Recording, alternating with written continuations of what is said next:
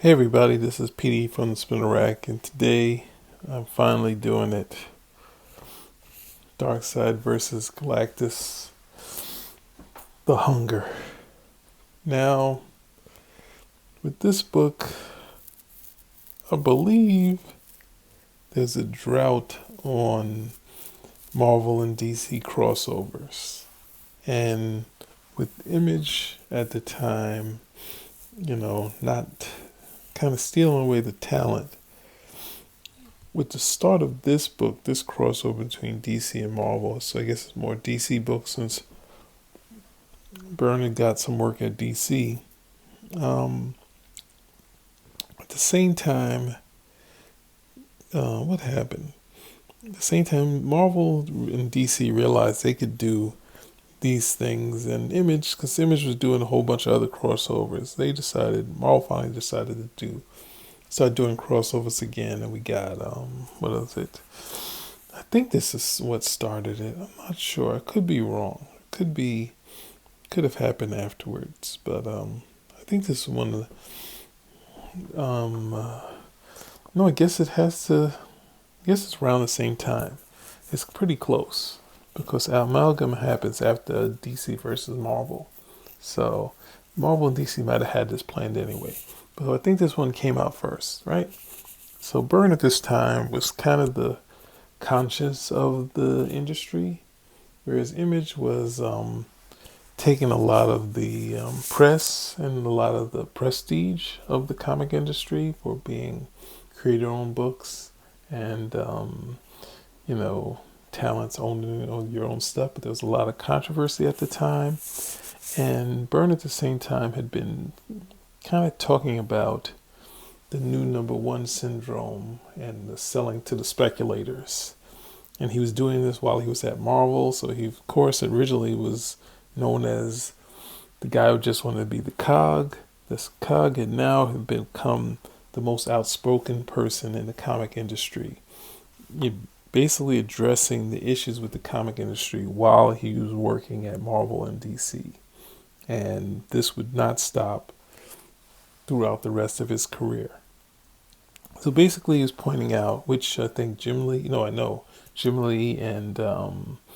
Silvestri agreed that Byrne's his points on the speculators was right. That there was only about 250,000 comic book fans. Maybe there was up to 300, but to sell in the millions, there's a lot of unanswered readers out there.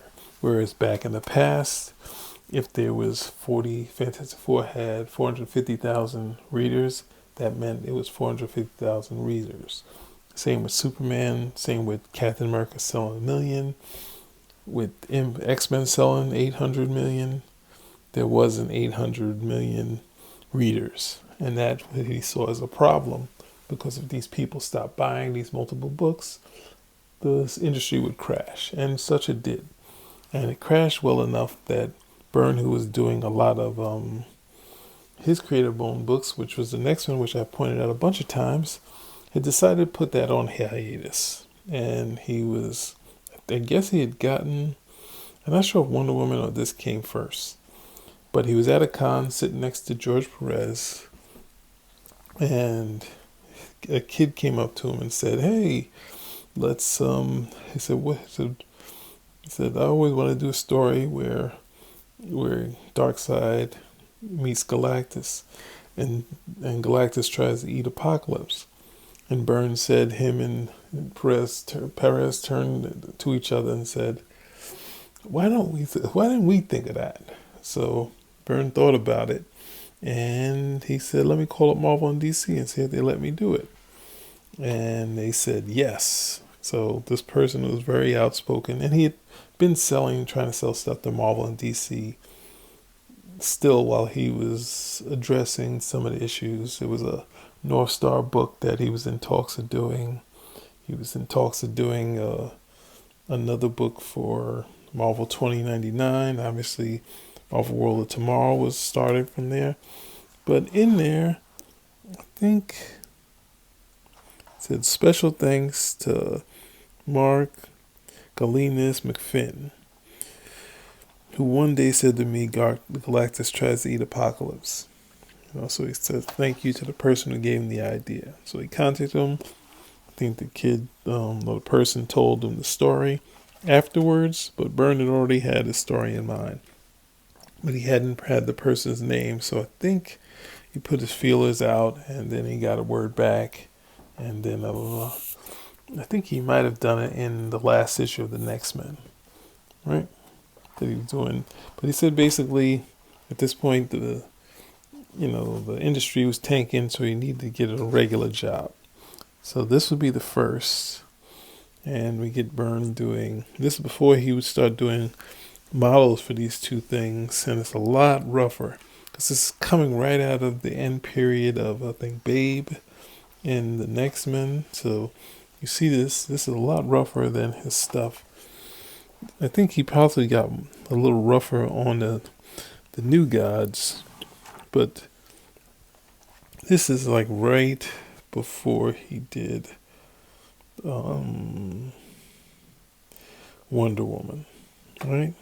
So, to give you the brief history of when old gods died, hinting that Thor was some of the old gods, and then they fall apart. He would do this, and then you see the new gods, the split between. This is a really cool panel, like going from Apocalypse, Hightown to New Genesis, Hightown to Apocalypse, the fire pit. And then they're going to the source, right? I think Byrne was saying he gets kind of nervous when he does Orion and Light Ray.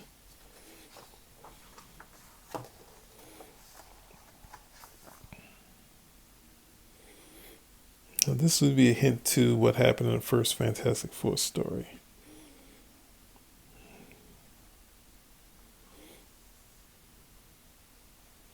And Darkseid isn't sure what's going on. This is a great shot. And I think this is one of the first books Byrne did without Matt Webb. And then since they've been spying on New Gens, they figure out something's going on. Right? I think Byrne said he redid this page like 3 times. And that's what I like to call the cosmic diving board. Byrne would have the surfboard continue. It would stretch out. So it'd be really like a diving board, which I thought was cool. Right? This is going to be a really hard one to do like this, but I'll try. Right? And before, when Silver Surfer get here, before he gets to really survey everything, he gets attacked by parademons.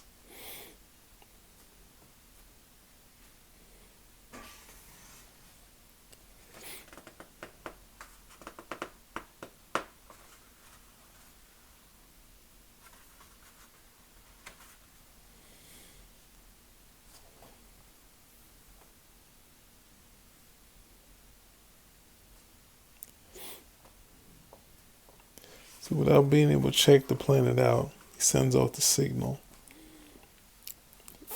And I think in this one, Byrne actually drew one of the ships that Kirby did as a model. Right? So this going and has that classic thing that was used in the Eternal, the chariot of the gods, that the gods travel in these ships. But then to go into the history of that and how Galactus was born, and the other splash page that was used to sell a book.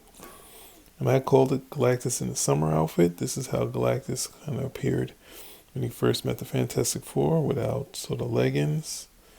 He gets a call from the Silver Surfer. Oh yeah, so this was models. Byrne drew all this stuff out. Not this, but these guys were all models.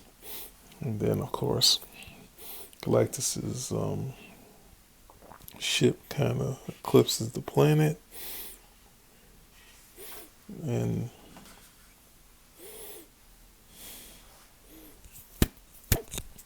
none of that matters. Galactus is still doing his thing. The wacky color separators decide to do it instead of using the black lines, try to like Galactus pops, but that never really works. And they do that again and again in this book for some reason.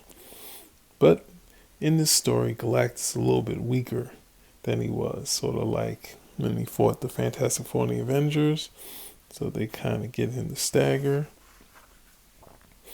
But the Silver Surfer comes and helps.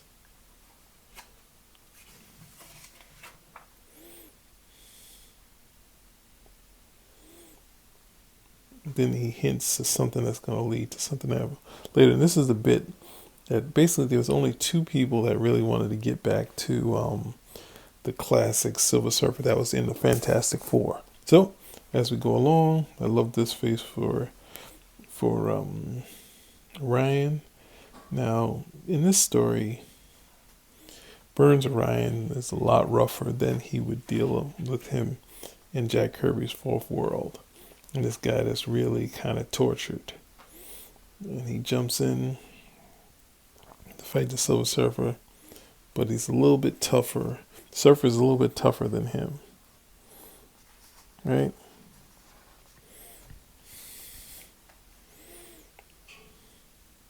And the fight really isn't going Orion's way. So it's, I guess, similar to, well, no, I think in the Silver Surfer, they're trying to hint that Thor was more powerful than the Silver Surfer. Right? Then we get into Surfer's history, but he has a history that he doesn't remember. Right? He was originally Norn-Rad from Zen-La. And then in this shot I really liked here. That was really cool. And then I was like, oh no, Surfer's planning on killing that. But Darkseid was able to strike. And then the Mother Box about to save him, but it's not enough time. And then the Black Racer meets the Silver Surfer.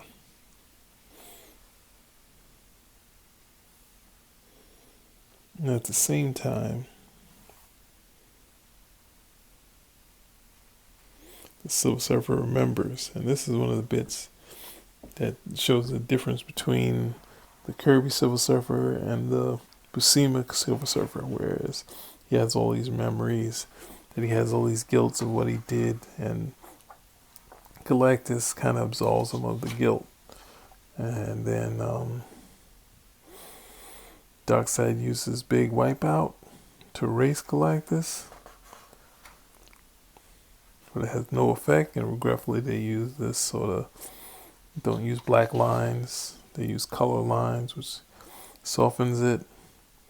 Galactus, of course, heals the Silver Surfer, but this is the moment where we have father and son work together, and I really like that shot of Orion too. And he, after saving, now this is a cool way. Like, for some reason it works.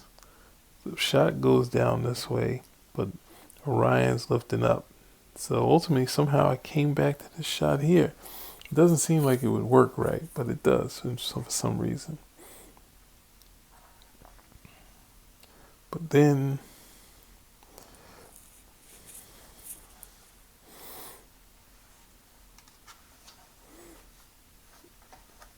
Orion isn't going to fight him because he owes his life to him, right? But then Galactus is like, it's over. That's a great shot. I wish they hadn't done this. So to use color lines instead of black lines. You're working on lines, stay with the black line, right? And he finds out there's no life energy on the planet.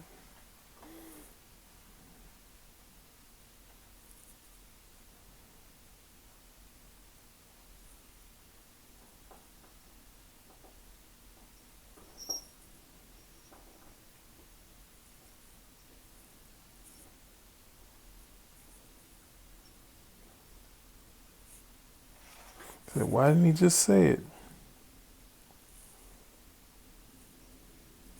He sent hundreds of kids to their death. So it's a powerful sort of story, whereas, and definitely a Kirby type story where instead of saying this, if you look to the planet, you'll find there's no life. Galactus would rather go through the battle than and win in that way rather than tell Galactus.